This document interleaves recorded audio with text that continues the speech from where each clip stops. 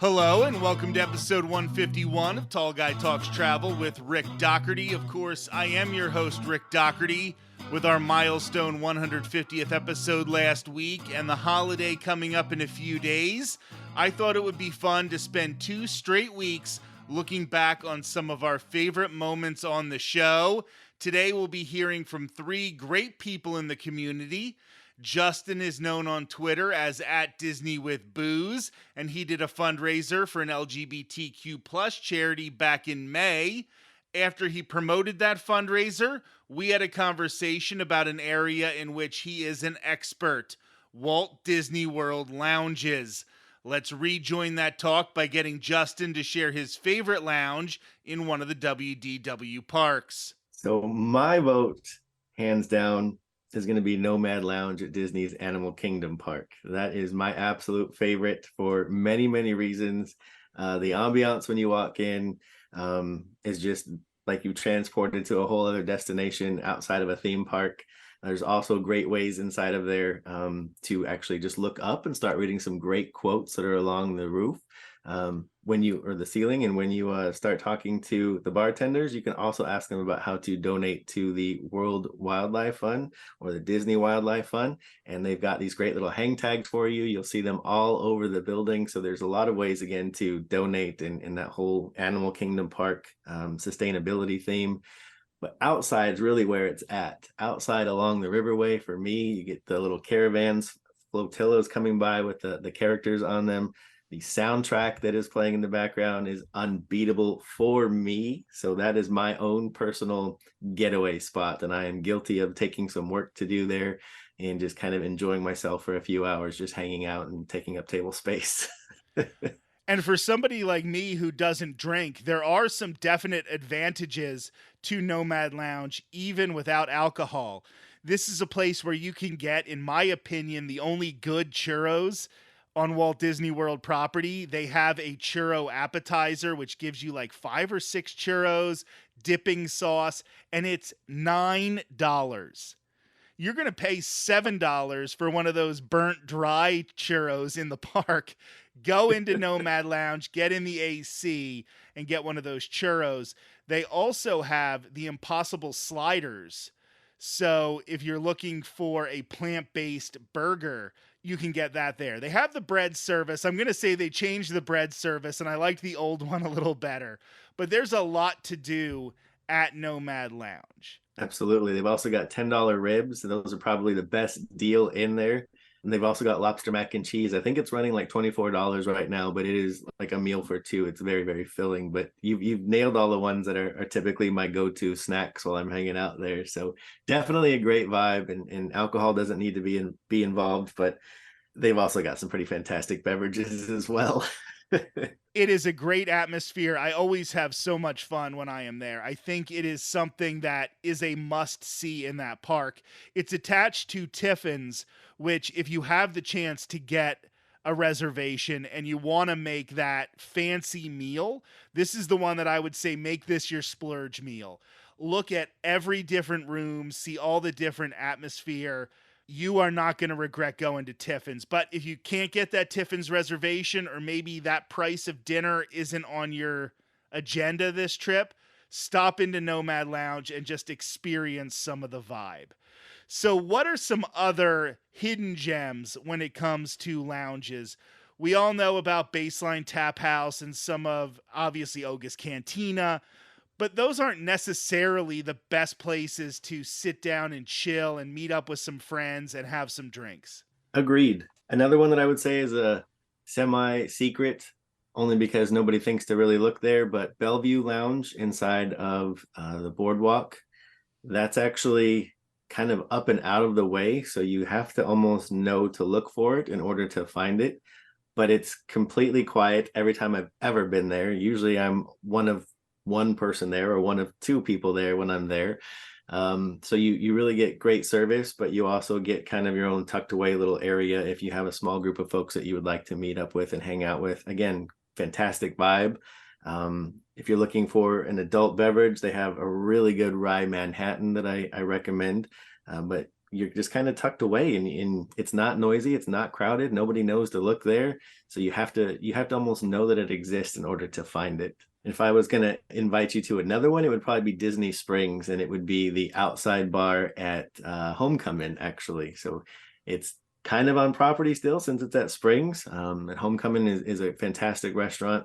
It's very Southern food, very fried food, but their beverages and moonshine are fantastic. They're out of this world. I've never had a bad meal there. But similarly, the Bamboo Bar at Splitsville. So yeah, Splitsville gets a lot of attention. They have outdoor bar seating and the bowling alley and all of that. But if you just go a little bit down the way across from Everglazed Donuts, there's the Bamboo Bar, and almost nobody sits there. So you can almost always find a walk-up seat there. The food it's the same company that owns Homecoming, that owns Everglazed, owns Splitsville. The food is amazing, and you can get anything from pizza to sushi to nachos to burgers. They've really got a whole spectrum on their menu, and it's again a nice spot to just hang out in the air conditioning, chill out, especially if those afternoon thunderstorms during the summer months.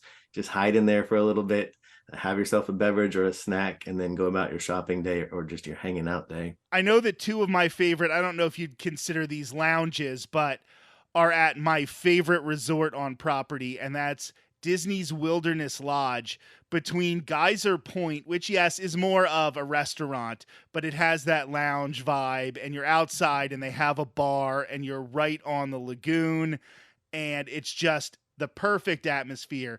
And then inside, they have Territory Lounge, which I don't think a lot of people know this exists. It is basically just for people waiting for their reservation at Artist Point, but they have a vegan macaroni and cheese at Territory Lounge that will just punch you in the face with flavor.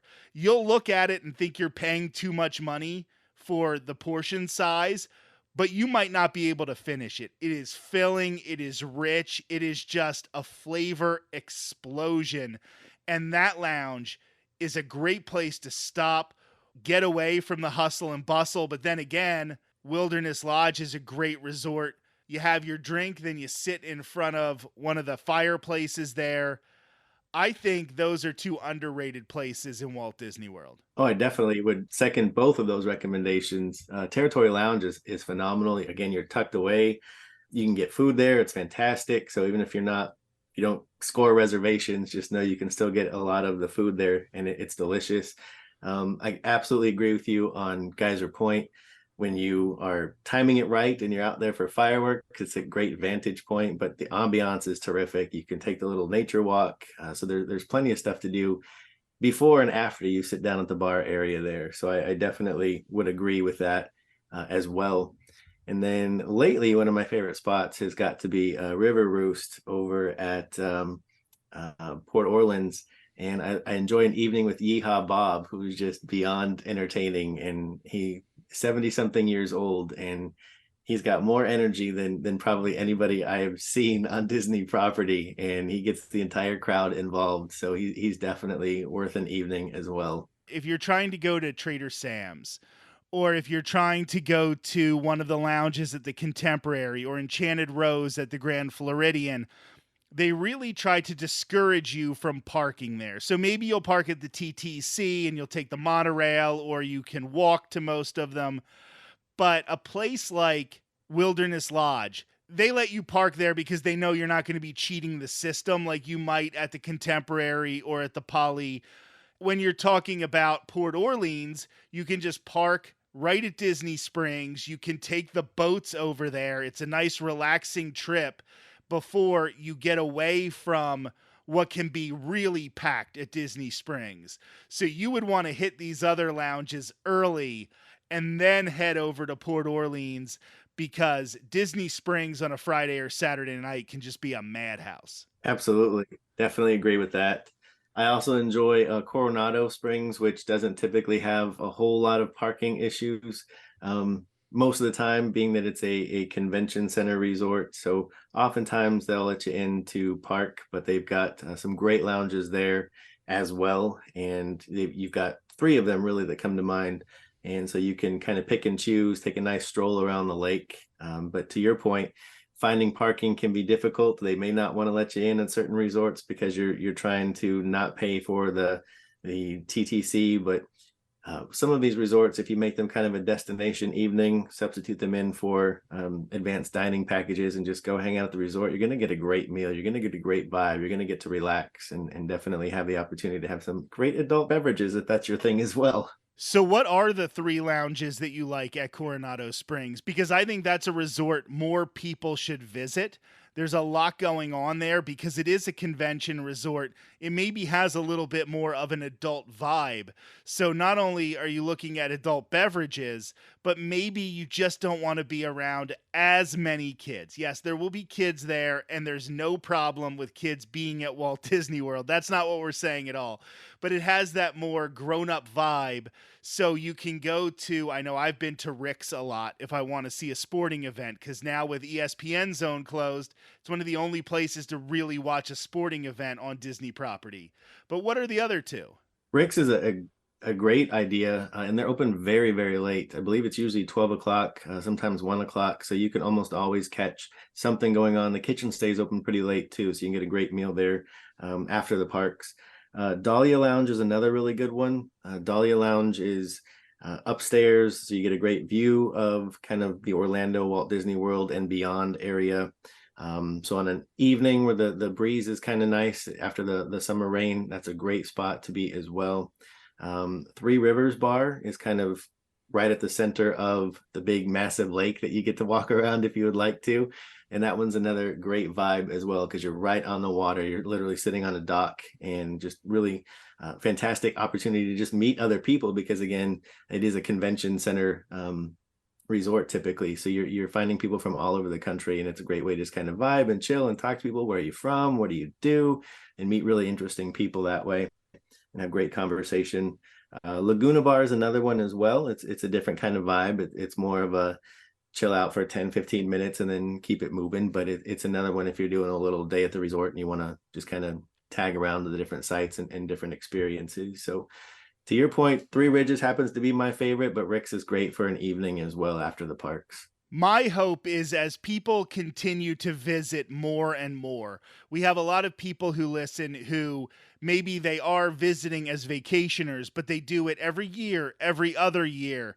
And maybe at the beginning, you're rushing ride to ride and you want to get everything done every time you're there. But the more you've experienced everything, sometimes you can be like, maybe I don't need to do Winnie the Pooh this trip, and I'm going to spend 20 minutes at Enchanted Rose, or I'm going to head over to Wilderness Lodge, because the theme parks are just a very, very small fraction of what there is to do at Walt Disney World. And I love telling people about stuff like this. Yeah, thanks for including that, because to your point, as a local, where I'm 15 minutes away from any of the given parks, I enjoy the resorts far more than I enjoy the parks for a multitude of reasons. But it's unchaotic.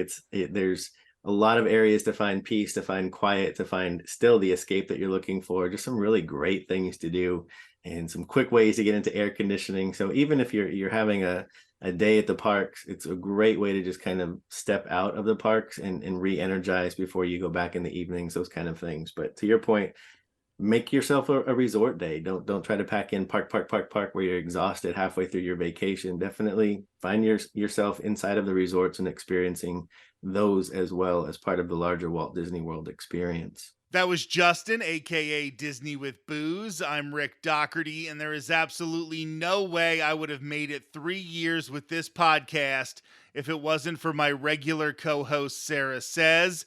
This past summer, Sarah was so busy that a rumor started spreading that she was no longer a part of the show.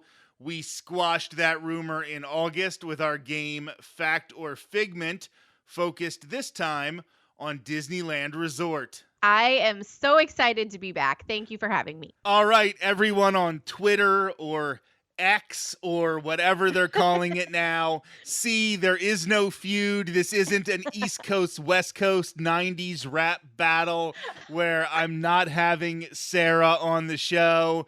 Sarah has a very, very busy life, and we were finally able to fit in where her mom could watch her son for an extended period of time, and we are going to get to talk some Disney. I am so excited about this. I am so excited too. So if you're listening, thanks, Mom.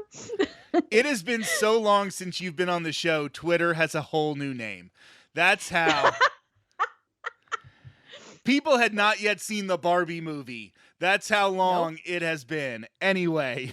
I'm pretty sure that it had just been announced maybe the last. They had just announced Ryan Gosling as Ken when I was last on the show.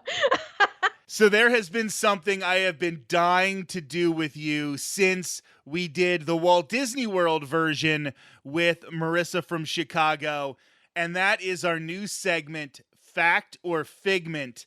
And I thought it would be good to bring Fact or Figment from Walt Disney World and move it over to the West Coast and do both of the parks at Disneyland.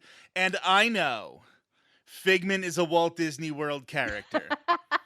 So the pun doesn't necessarily work when we move it over to Disneyland, but when you write a pun that's that good, yeah, you don't let go of it very easily. So truth. Today that is fact. As a matter of fact, it is not a figment. It is fact. It is not figment. So today we are going to be doing Fact or Figment, Disney's California Adventure Edition.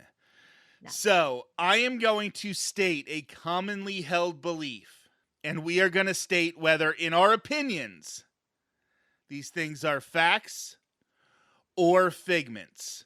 So here we go. The first one. San Francisco is a weak, sad attempt for Disney to cram more intellectual property into the parks. The food court area, for lack of a better term, has been rethemed to San Francisco, and there's been a little bit of controversy surrounding it. So I want to know, Sarah, is this fact or figment? You just came out of the gate swinging, didn't you? And anybody who doesn't know, San Francisco is the city from Big Hero 6. Yes. So that is bringing more intellectual property into California Adventure. So Sarah, what do you think? Is this a fact or a figment? You know, to be completely honest, as many of you who follow me on Twitter know that I am like all for intellectual property in the parks because I have a child. And my child is going to be far more interested in IP than an adult. I feel that, let's make sure that I get this right because I want to make sure I'm doing the right fact or figment. It is figment to me that it is weak and Correct. Being brought in the price. Okay, just make sure. So yeah, to me it is figment because I think it's amazing. Big Hero 6 needs way more representation. And the other day I saw this video of like a ramen bowl they had that looked absolutely amazing, and now I want to go back and eat it. But I think it's great. I think it's a great place for it because I feel like that area was kind of weak before. So yeah, that's my opinion. Figment. I think that's why I also consider it a figment, is because you have to look at what it's replacing. I was shocked that Disney thought Big Hero 6 was a property that was popular enough to have representation in the parks. Like, I didn't think that that was going to be the next thing to be added, but I think it fits enough into the Disney California Adventure overall theme. And even where it doesn't, I don't think Disney's California Adventure is going to be able to stick to that theme. Like, they've already sort of started to move away from the overall theme of it being a California vacation all in one day in one location. So I agree. I think this is a figment. I want Disney finding more creative ways to bring IP into the parks. So yeah, this is perfect. Fact or figment? It should remain Soarin' over California all 365 days of the year at Disney's California Adventure. Right now, it is soaring around the world for most of the year, Right. but for select festivals or select times when they're looking to get annual pass holders to go to DCA, they flip it over to Soarin' Over California. In your mind, Sarah, should they do that all year long? That's a tough one for me. To be completely honest, I feel it should be on random, so you don't know what you're going to get when you get on the ride. You could either be soaring around the world or California, but you don't know. So I think that's really tough. Okay, because- I'm going to interrupt you for just a second because I love that idea, except if you wanted to get Soarin' Over California and you kept getting in line over and over and over again, I feel like if it happened like 2 or 3 times that you got around the world with crooked Eiffel Tower and all, you would start to get really, really upset. So I think it's a good premise, but I don't know how the Yeah. execution would go. Guardians and getting the same song every time. I hear you, but I think it's a little more of a game changer because I think there are a lot of people who are very connected to the Soarin' Over California version.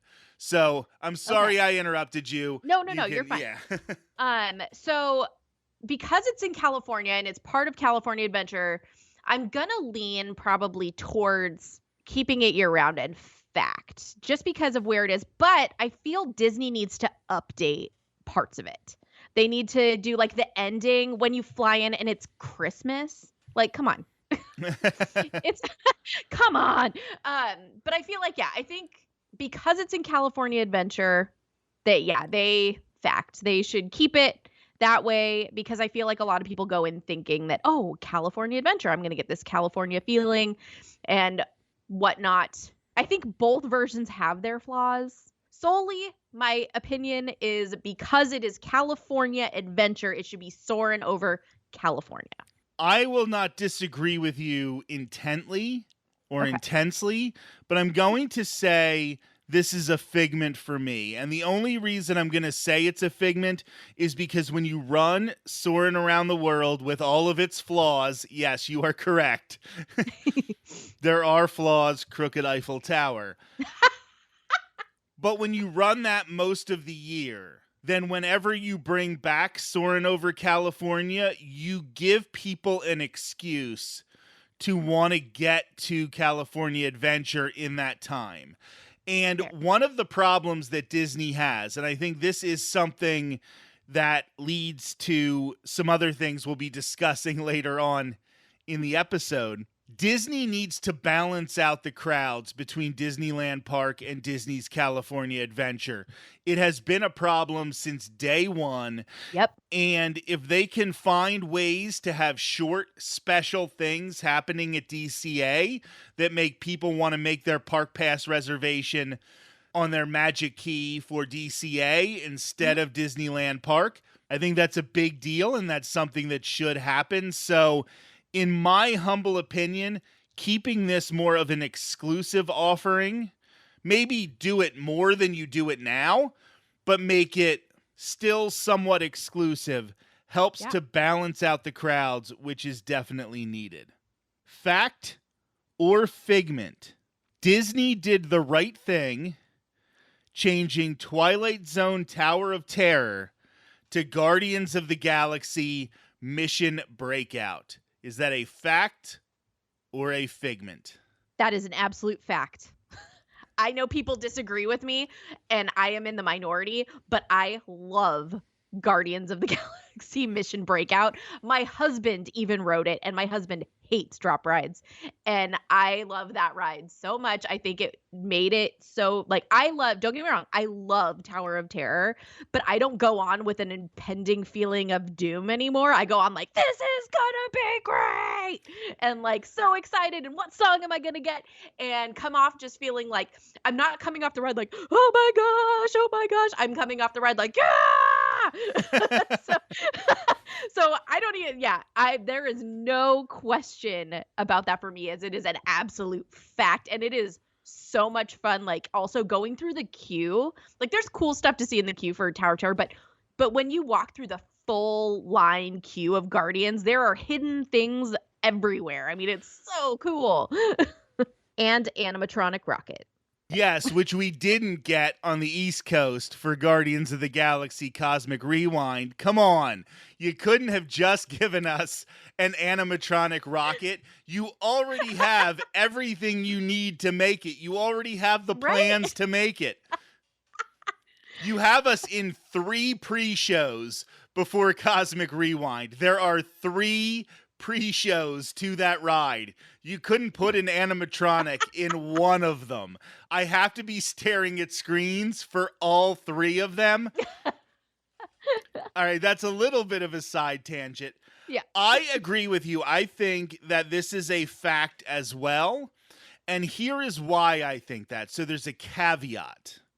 Okay. And that is that they keep Twilight Zone Tower of Terror themed towards Twilight Zone in Disney's Hollywood studios on the East Coast. Disney needs to keep finding ways to have slightly different experiences in Walt Disney World compared to at Disneyland Resort. And this is a prime example of a way that you can do that. Now, I know it has to be tempting for Bob Iger to take this very popular intellectual property that is already succeeding with Cosmic Rewind, but we have Cosmic Rewind at Walt Disney World. Let's keep these 2 things different and have reasons for people to visit both coasts, both sets of parks. And it was a good idea to change this to Guardians of the Galaxy Mission Breakout, especially because with Avengers Campus now, Twilight Zone Tower of Terror wouldn't have fit in California Adventure anymore. It just doesn't make sense. It's not that kind of park. So 100% that is a fact. But speaking of Avengers Campus, fact or figment? Avengers Campus is too small and has been an overall disappointment. Oh, that's a tough one because fact on one half and figment on the other. Like, fact, it is definitely too small. I mean, how long did it take us to walk through there? Like a minute and a half? It is pretty small. It is not a very big theme park land. That is for sure. But figment that it was disappointing because I really enjoyed Avengers Campus. I love how they have all the cool things, like people walking around, the Spider-Man show, like, but yeah, definitely fact it is too small because, I mean, to go to the Avengers Campus store, you had to go to the Hollywood Boulevards area by Monsters, Inc. to go to the store because the one store they have is all Web Slingers related, which is fine because Web Slingers is right there. But I don't think it's a disappointment. So that's a really hard one because I don't think I could. That's like a split for me. I can't say fact on the whole thing. So my answer is going to be fact, but it can be changed to a figment if they get that e-ticket attraction in the main building. So right now they built it so that Mission Breakout, which was already there, is kind of a part of Avengers Campus. And then they built Web Slingers, which is not the e-ticket attraction for Avengers Campus. There is supposed to be, and I think the theme of this ride changes periodically, but there is supposed to be an e-ticket attraction to go into that building where you see some of the shows and some of the character meet where and the greets. characters are walking around and like up on the top when we were there, who was it? It was like Black Widow was up there and they have like the ship, and unfortunately we didn't get to see Ant-Man, but apparently he's there now. My co-hosts Sarah and Marissa definitely deserve a lot of credit for the success of the podcast, but my wife Courtney has really been a major part of the show as well. On our 10-year wedding anniversary, she joined me on the podcast to talk about our 5-year anniversary WDW vacation from back when we still lived in Arizona. That episode was so popular that it became our first and to this point only episode of the podcast to reach 10,000 views on YouTube. Here is Courtney talking about her first steps on Main Street, USA, when we were greeted by the Dapper Dans. You get excited. You definitely, start planning, preparing, looking at videos, looking at pictures, looking at the map, thinking about what rides you want to do, those kinds of things. And then there's just nothing really like being there in person. It's a lot of emotions. It's just the most exhilarating, fun thing in the world.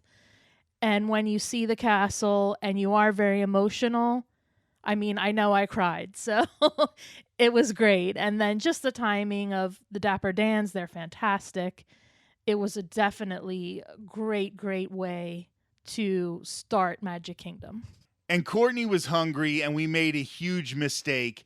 When you're actually hungry for food, we did a rookie Disney mistake here, and we went to the Starbucks location on Main Street because we knew they had a special Snow White inspired apple cupcake. And the first couple bites of this were really, really good.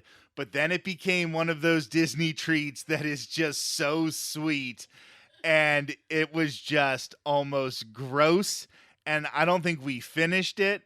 But that was your first lesson in trying to find food at Disney that's actually substantial. Right. And I know part of our planning the vacation was, trying to be smart. We had snacks in our I think we were allowed to bring like maybe some granola bars. We had snacks back at our hotel, tried to have a little breakfast, at the hotel. But you're still, of course, always hungry. And, we thought, oh, well, we're not going to really waste our money here and there. But yes, there are some nice things we want to try. And okay, yep, sometimes the Disney food is, you're like, all right, I'm going to shell out the money for this. I'm really excited to try it. It looks so good. And after a few bites, it's just not worth it. Or it's like, oh, it's going to really make me sick, so I need to stop eating it. But you have that initial enjoyment, and you kind of live and learn sometimes. When I was a kid, just the nature of being a kid, when we would go to Walt Disney World, it was always during the summer. It was in the highest volume time for vacationers. So the parks were always packed. I remember waiting for like 3 or 4 showings of the Enchanted Tiki Room before they let us in to see it. Like, I remember lines from when I was a kid that were just insane. So I overplanned, thinking it was going to take us way too much time to do a lot of these things. But we had already used our first 3 fast passes, so when we got to Magic Kingdom, we could make some for that park. We were immediately able to snag one for Pirates of the Caribbean. What a great first ride at Magic Kingdom for Courtney. First of all, you get out of the heat. Even when you're in the queue, yes, a shorter queue with Fast Pass Plus, but still a queue. That's air conditioned, and then you get into that nice dark water ride. You let that pirate's water smell hit you. And that was how she got to experience Magic Kingdom for the first time. After that, I wanted to make sure everybody knows my favorite Disney princess, my favorite Disney character is Merida, and she had that meet and greet right next to the castle. I had a Dunbrock archery shirt that I had gotten off of Etsy. So I had that in a plastic bag in our park bag, which reminds me, now I remember the other Fast Pass was for Cali River Rapids. That's why we had everything in plastic. Anyway, so we met Merida. Then, boom, boom, boom, we hit a bunch of stuff before Happily Ever After. We knew we wanted to be in place for Happily Ever After, but we hit things like Carousel of Progress, It's a Small World, and we even got to do Haunted Mansion, and then we headed to Main Street USA. We were a little further back because we wanted to make sure we could get out of there quickly because, like I had said, I'd been up since 3 o'clock in the morning. Courtney was getting pretty tired. This was her first day, and we knew we had another early morning the next day. So we caught Happily Ever After, and then boom, we were out of there. We sort of cheated a little bit to get an Uber from the Contemporary back to All-Star Movies. And I would say very, very successful first day. Oh, of course. And Like we said, I remember going once or twice as a very small child. So to me, everything felt brand new, and there were some things that were brand new that maybe weren't there years ago. So as basically a first time and a first time as an adult, I mean, nothing can beat it. Disney does everything so well. I think our planning definitely came to our advantage and everything coalesced, and it was a great day, of course. Before we go today, I also wanted to thank everyone who helped us reach another milestone. Last week, we reached over 1,000 subscribers to the Tall Guy Talks Travel with Rick Doherty YouTube channel. That number has continued to rise, and we are all so grateful for that. Please, if you are not yet subscribed, take the 30 seconds to add yourself. We really want to do some more big things in 2024. I will be back next week with my good friend Marissa from Chicago. The two of us will have the last episode of the year, but we will use that time to look ahead at what we can expect from Walt Disney World in 2024. That's next Thursday on Tall Guy Talks Travel with Rick Doherty. Until then, have a great week and a great holiday.